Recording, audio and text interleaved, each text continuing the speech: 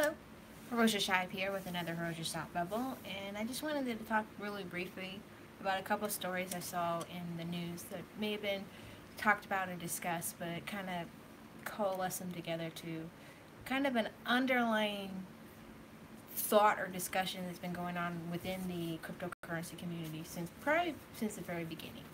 So, wanted to touch on the concept of being your own bank, and not really necessarily the technical aspects like really y'all seriously got these animals. It's raining in California. Whoever told you that it doesn't rain lied. So my dogs are just a little upset about the weather. Come on. Come inside. Can't get a little wet. Because that would be just too much. That would be just too much. Yes, I'm talking to you. And I'm talking to you. And I'm talking to you over there. It would be too much to have just a little bit of moisture on you. You want to be up here, Falcor? Well, then come on. Alright. Falcor's joining us. Is Beersley joining us? And Beersley. So here we go. So, no, Beersley, I have to talk. I have to talk or I'm going to put you off. The philosophical concept or the economical or political concept of being your own bank is you basically are controlling your sovereign wealth. No one has any direct say of how you generate your own wealth, what you do with your wealth, storing it, spending it, investing it, creating it, any of these things. Unlike the current system that we're currently in, you have to have a lot of permission in order to do many of these things, whether it be license and regulation. And not all of that is bad, license and regulation. Like, I want the person who's performing my surgery, to be licensed and doctored, actually have the education and tools to do so. The food that gets on my table, I don't want it to have like salmonella or poison or bad things like that. There's certain things that are good regulations or good rules, if you will. And I don't want to have to play like Batman every time I go out of my house, wondering what the scenario is because of getting hit by a car or sitting down at a meal and getting food sick or even worse, or getting some debilitating disease because someone wanted to try something different or didn't want to do all the steps, if you will. But just speaking, economically, the whole concept of permission. People talk about, the Snapchat IPO. There was a lot of young people that wanted to get into Snapchat, still use Snapchat, saw it as an opportunity to invest into a company. They were at the threshold where they had some means and money and understanding. They wanted to do so and couldn't because, you had to have $1 million in order to invest into the IPO of Snapchat. And there's been a lot of tech companies, there are a lot of technical, because primarily tech companies are the ones that are rising in this economy. People have not been able to get into the ground level because either A, they didn't have the connections, B, they didn't work for the company, or C, they didn't have the permission to invest. And with the being your own bank with Bitcoin, it eliminates that. It eliminates a lot of that whole permission. You have to have a certain set of criteria to participate. Basically what you have is your own existence in an internet connection, which can, in many parts of the world, still be a significant hurdle. And there are ways that people are seeking to get around that with radio signals, satellite, SMS messaging works quite a bit from the mobile devices. But for the most part, a good chunk of the world does have the connection to the internet, even if it's slow, boggy, or even censored. And Bitcoin, the first, has gone and been able to navigate a lot of these obstacles to allow for people in many different parts of the world, and granted it needs to be more distributed, in my opinion, to have access to the concept of controlling your own wealth. And so when you have things like what happened, I believe it was yesterday, you have things like Coin Market Cap, which had, if you aren't familiar with Coin Market Cap, it is basically a price indicator. It lists the different coins with their values, what their market cap is, and what it's trading. And there's different ones. There's CoinGecko, which I personally like because it talks about the development, how social media, how many people are talking about it. You can see the graphs of the by day, by hour, and trading and stuff like that. And you can do that for CoinMarketCap. But CoinMarketCap, for the most part, has been the number one. And there's been a lot of scuzziness with CoinMarketCap in the beginning. Like, trying to get listed on their listing, you have to pay sometimes, which is silly and stupid. They run ads for a lot of very scuzzy ICOs. BitConnect is one of them. But they're in for the money. They don't really care. And they're somehow, to this day, still the number one viewpoint that people have if they want to check the price for Bitcoin, even though there's other types of services. And so when they removed the Korean price index, because they do an aggregation of all the different exchanges to kind of get to that number, when they remove that without any warning, without any telling anyone, not even clarifying or giving people a heads up and saying we're removing these Korean exchanges from our price index, there will be a change in the pricing, as X time, like a designated time, like noon or Eastern Standard Time or midnight or something like that. They just did it, and it caused a panic because people thought the price of Bitcoin dramatically changed. Some people didn't see it, some people did. But it did cause a panic for some people, and it really upset people because it did affect the market for certain coins, and it did affect the market a little bit for Bitcoin. It did bounce back, but it just showed the sway and the power of just one website, really, on the community. And for something that's trying to be distributed and decentralized, it made me think that we need to kind of stop being so lax and lazy, because we've been seeking a lot of things that are very convenient and very comforting, because we're coming from a financial system, a system where a lot of the convenience and comfort is done for us, stated in our best interest when it's not in our best interest. Like, for example,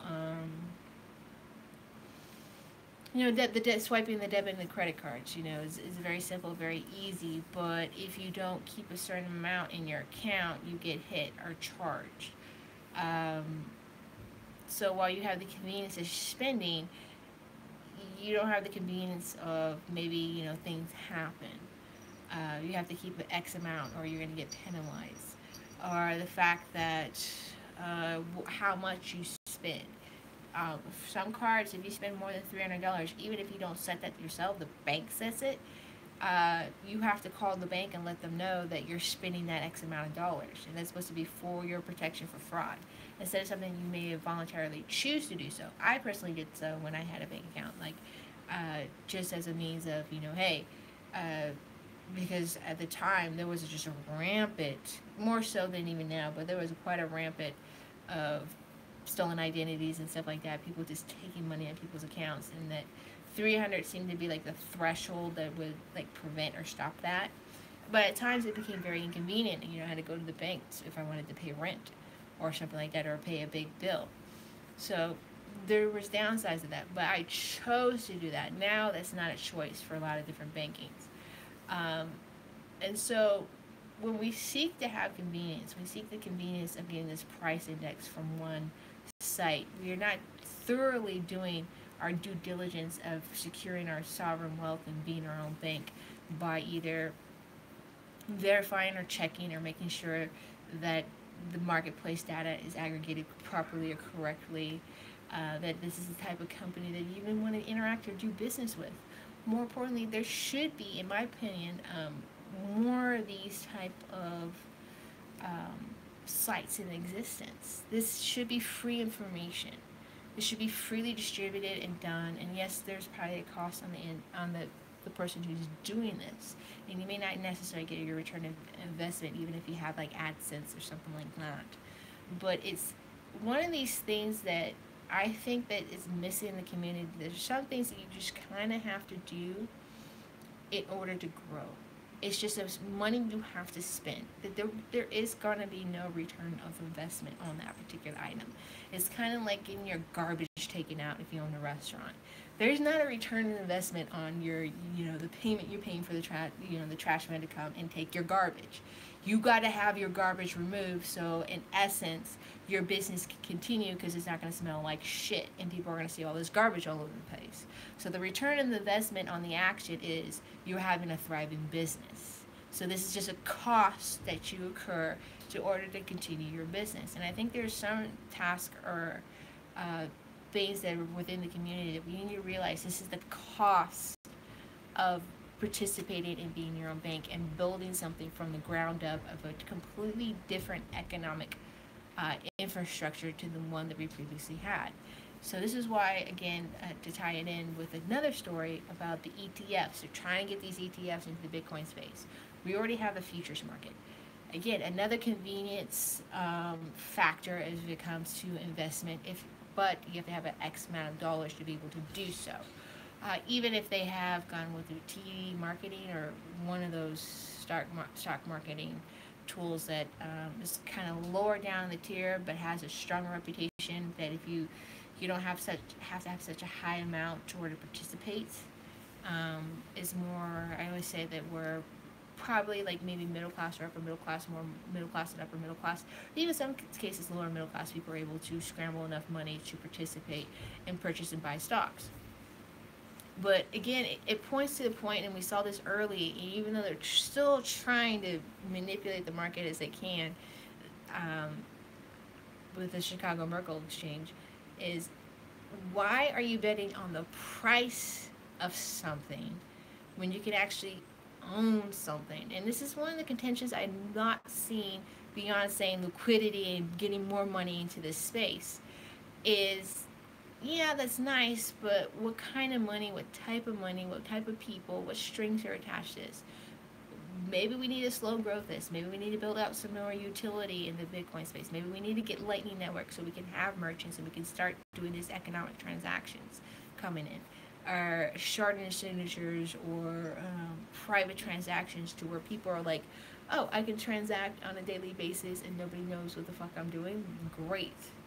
Which is pretty much what cash was for the very longest time until we went to the debit credit card system, and slowly, people adopted it because it went, mass. It went to the merchants. It went everywhere. They went door to door, and it took a while. It took a couple decades for people to, not only the technology, but people to get accustomed or used to it and utilize it. And now we have, as Andre Anopoulos, and I always say his name wrong, apologize, stated in a couple of his speeches, is, we have this financial big brother surveillance system on us because we want the convenience of spending, because we don't want to hold so much cash because either we're going to lose it, maybe overspend it, or, get robbed, which kind of happens. It kind of makes me think back to, my grandmother refused to use a debit card. Refused, did everything in cash or check. That's just how she was. She did not want to use a machine. She did not want to have a debit card, even though they sent it to her.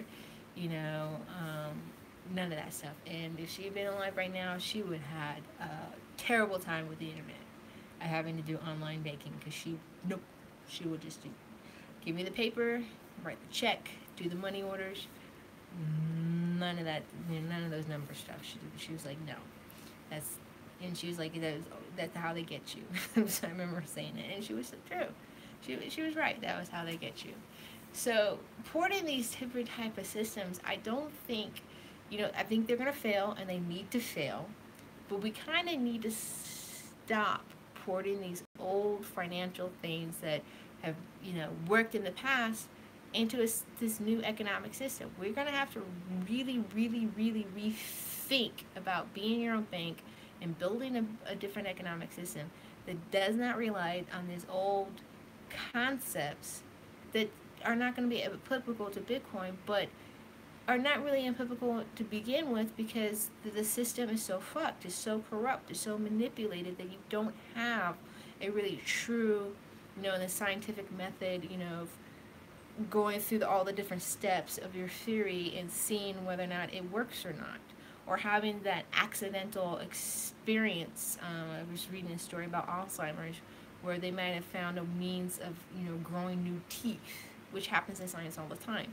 Look at X-rays or dynamite. You went to go look at one, try to answer one question, end up answering a slew of others. And I think what we're seeing in the cryptocurrency space, I think really right now is we're really trying to see, what is the economic model for Bitcoin. And we're seeing that the collapse of some of these convenient, familiar systems like the Bitcoin exchanges that have cut themselves off to new users because one, they didn't have the server load. Two, there's depending on where they're located, they're having some regulatory issues, and three, is kind of a bit of a manipulation. Many of these exchanges might not have the kind of Bitcoin they have on hand or say, or at least that's the thinking, particularly with one particular exchange that's heavily utilized in the United States, and they might be fractionally reserving their stuff or using their customer assets. It's not the first time this has happened. It's happened with Mt. Gox, and it's happened with a couple other exchanges. So they're seeing a lot of these stress tests of these centralized systems that try to build themselves as a pathway or an on-ramp towards purchasing Bitcoin and then eventually other cryptocurrencies when they came to existence. But they still are structured in that very familiar, very understandable banking type of system. And if you're going to be your own bank, if you're going to build a different type of economic system, this is not working. It's not the platform with the AML, KYCs, the shitty customer service, the exorbitant fees, and even just really the high price of some of these coins in the first place.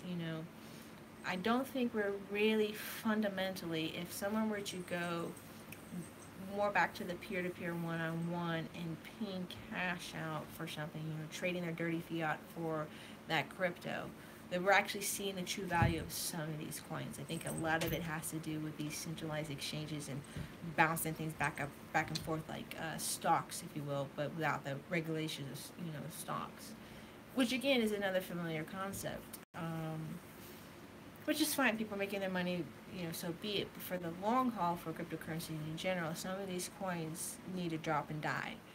Some of these coins need to cease existing, and they're being propped up by this old kind of ported over economic system. I think in the decentralized exchanges, you're going to see less of this occurring. You're going to see people actually seeking out coins that have utility and have value because they want to be able, because they're actually not having this third party kind of securing, even when some of this stuff is kind of shitty with their service, securing a transaction, they have to do it themselves. They might not go for a Tron coin or a GDAX coin or Omigos or something like that. They might be sticking to things that have been proven to have some form of utility, like a Litecoin, like a Dash, Ethereum, Bitcoin, even Bitcoin Cash, Dogecoin. Maybe not so much Dogecoin, but maybe Dogecoin would be up there. Certain tokens like storage or even Kim to some extent, something that's a little bit weird, BAT, something that has something backing to it so that when they're making their investments, because they're taking a lot more of the risk on their own doing this peer-to-peer type of exchange, then we're going to start seeing the value of certain coins, certain tokens in a better light in these increasingly centralized AML, KY, Bitcoin bank type of things that everyone was attempting to get away from when they initially began into this cryptocurrency space. So basically what I was thinking, so yeah, we talked about, the exchanges closing themselves off. The coin market cap having such a heavy influence, if you will, on the price index, if you will, and causing a bit of a panic in some people. Which gets me, into the ETF thing we talked about and covered that. Again, another convenience thing, the Visa card situation in Europe with BitPay, where basically those cards are no longer of use. And really what it was is about merchant spending, being able to take your Bitcoin I think they also did Litecoin and Ethereum, converting it into fiat and be able to spend it. BitPay did all that for you. Now, I think we're going to start seeing, which was very beginning and early on in the cryptocurrency space, you're going to start seeing people more knocking on merchants' doors and actually going to merchants that they know that not only they themselves are going to spend their money at, but other people are going to spend their money out. Because otherwise, they're going to start having more instances of things like Microsoft and Steam turning off the Bitcoin payment option because they're, they're saying network, but really it was is because people weren't quite spending at the volume level that they had early on when the price was a little bit lower and the transactions can go a bit faster. So I guess I can say that is the network issue. Maybe they'll fire back up when the Lightning Network happens and the transaction issue is a little bit more resolved, or more SegWit addresses come into fruition and people start spending a little bit more, if you will, or a little bit more frequently. So I think we're going to begin to see, because of that, I think the reaction this year in this community is people are saying, okay, how can I make this a utility? How can I make utilize beyond just storage value? Because that's nice. You can sit in your box, you're safe, your ledger, treasure wallet, and that's fine, retirement, blah, blah, blah. But then you're still dealing with the day-to-day activities, and you're still dealing with the fiat system, and you're still dealing with that craziness, when you could actually be building not only your wealth from what you have sitting in your box, but your daily interactions to where you're not dealing with the erosion of the dollar value across the globe, all the bullshit fees and things of that nature, the level of taxation, pay your taxes, with the type of taxation that is occurring, a little bit more transparency about how money is spent, who's spending it.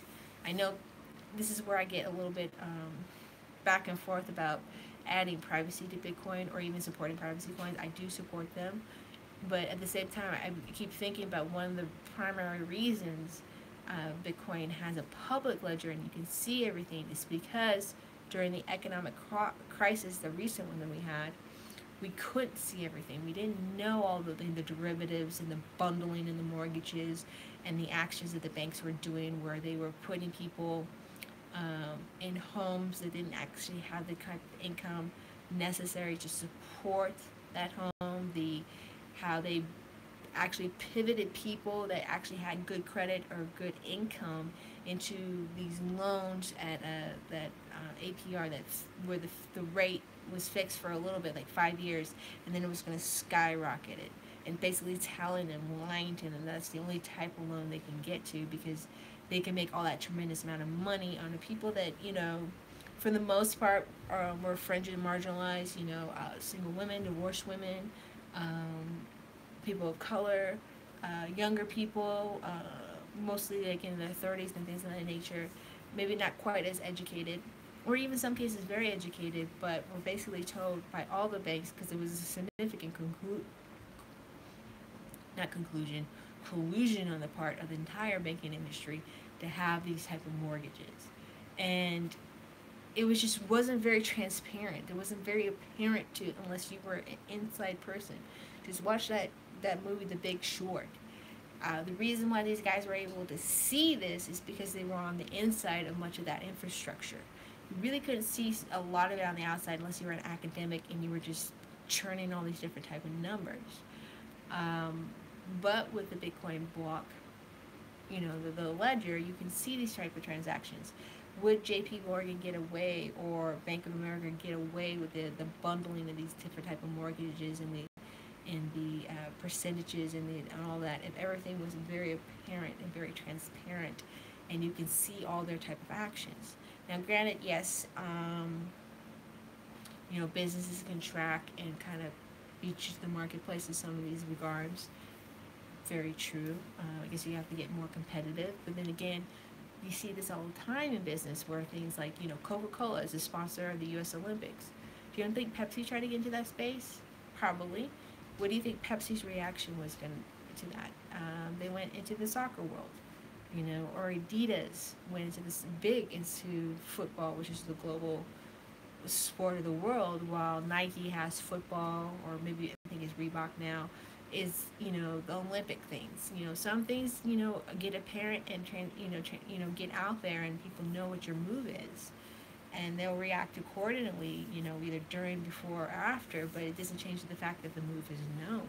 I don't think that should stop us from having some sense of transparency, that you think that people are going to outcompete you. That's the problem that we've been having, economically speaking, is people don't want to compete. If you control the market to such a degree that many different types of businesses, because they either captured regulatorily, or outright monopolies, or just such manipulation, that we're not quite getting the type of competition that we should be getting. And I think that's why there's a significant fear of Bitcoin or cryptocurrency in general, is because they're going to make the financial system more transparent. They're going to make the financial system more competitive. But we cannot make that happen if we don't actually lay down the groundworks and put forth the effort to do so, and stop going to our safety blanket and sucking our thumbs and going to what is convenient and what was familiar before, and actually take the scary steps in building things, that will enable the growth of this, economic structure, not just beyond just the storage value, but overall across the board, every type of economic platform that, is known, making it more transparent, making it much easier, making it more efficient, making it more accessible to people.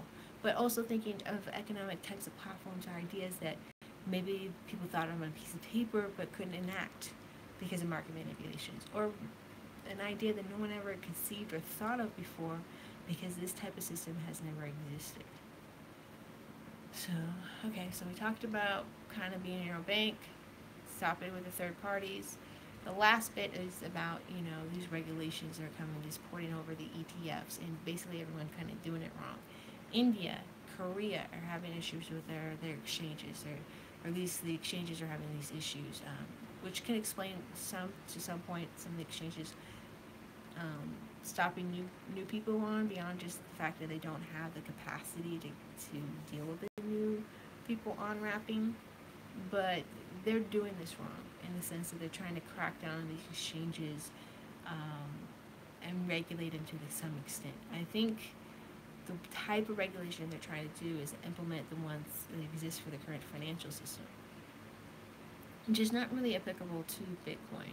What is applicable might be, maybe being assured, maybe being transparent, like who owns the place, how it is run, maybe some not customer service protection, but maybe a little customer service protection. Can't be just right out fraud and stealing people's money. But beyond that, this whole, having, accounts here and there with this or this bank, or having all this identity information on the customer, is absolutely unnecessary for cryptocurrency. It really is. It's really unnecessary in the whole entire financial system in general. But if we want to start anew, it's completely, absolutely unnecessary. And instead of getting on board and taking advantage now, before really any of the major nations really try to take this seriously, India and Korea could greatly benefit and divorce themselves from the current, IMF, or the current global economic system, and have a better stranglehold, or not stranglehold, but a better foothold into the new economic system, and get away from the stranglehold that the current economic system has on them. So there's that. Oh, I have a link in the show notes to the IRS regulations in regards to taxation. All the crypto trades now under the new tax bill, which came into effect January 1st. It's taxable events, just paying taxes in general. I think we're going to see a lot of stuff coming February, March when it comes to this. Many people start filing early, depending on, who they are and things of that nature. I do think that we're going to see a lot of, at least in the States, this is in regards to the States IRS, a lot of rejections of people's tax returns, which will be interesting to see exactly like what level they're going for. Are they going after the 20K that the IRS already has that information, whether it be Coinbase or other exchanges, or is it going to be some other kind of tracking method that the IRS is not going to disclose, whether they're using the blockchain technology, spies that have already been built to track people's funds and IP addresses and try to find people. But it'll be interesting to see not only will you see some, I think, rejections of people's tax returns, but you're also going to see people who do receive their tax returns turning around and spending that money in or on cryptocurrency. I don't think it's going to be at the mass level that people are hyping it, but I think you're going to see a significant uptick in previous years. I think that's it. I think I've covered up pretty much everything that I wanted to discuss today. Thank the two viewers that are watching me. I appreciate it. But those are my thoughts on this whole matter. I think we can do better. I think there's going to be a lot of changes in 2018. I think we're going to see an increase in decentralized exchanges. I think we're going to see an increase of merchant adoptions where merchants are actually directly accepting and not using a third-party platform, so that you can, in fact, spend your crypto directly and not have to use as a consumer and convert it or anything like that. I think you're still going to see maybe a narrow band of merchants, but it will eventually expand because people's needs and desires. People need clothes, people need food, not necessarily for restaurants, but groceries, pay bills, and things of that nature. Then you're going to see some places start experimenting that already more, particularly places already favorable of cryptocurrency. I think you might see some of that expansion. And when Lightning Network or increased level of SegWit adoption does occur, I think you will see at least on the Bitcoin end more of that occurring. It'll be interesting to see if this will be the year that Litecoin actually becomes, what everyone says it's going to be, which is the actual spendable crypto versus Bitcoin being storage value and then you spend your Litecoin. We'll see. There's still Bitcoin Cash out there doing its moves or whatever. But again, we'll see how the year plays out. But thank you for listening. This is Roja Shive with her thoughts. Like, subscribe, and share. Comment below. And to the moon. Yeah, I had to move my arm back.